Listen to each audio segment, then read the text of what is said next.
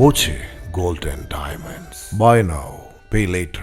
പട്ടാമ്പിയിൽ road നവീകരണത്തിന്റെ ഭാഗമായി പാതയോരത്തെ വൻ മരം മുറിച്ചിട്ട് വ്യാപാര സ്ഥാപനത്തിന്റെ ഷട്ടർ തകർത്തതായി പരാതി.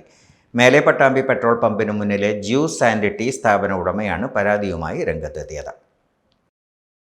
പട്ടാമ്പി കുളപ്പള്ളി റോഡ് നവീകരണത്തിന്റെ ഭാഗമായാണ് പാതയോരത്തെ മരങ്ങൾ മുറിച്ചു നീക്കുന്നത്. മുറിച്ച മരം വ്യാപാര സ്ഥാപനത്തിന് മുന്നിൽ കൂട്ടിയിട്ടത് വ്യാപാരത്തെ ബാധിക്കുന്നതായും പറയുന്നു.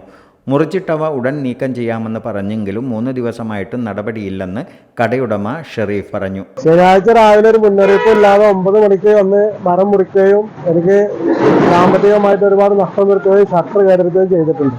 കട തുറക്കാൻ പറ്റാതിരിക്കുകയും കച്ചവടം നടത്താൻ പറ്റാതിരിക്കുകയും അതേപോലെ ഒരു ദിവസം കൊണ്ട് തന്നെ മാറ്റിത്തരാ പറഞ്ഞിട്ട് 3 ദിവസം കഴിഞ്ഞിട്ട് കച്ചറ മാറ്റി തന്നിട്ടില്ല.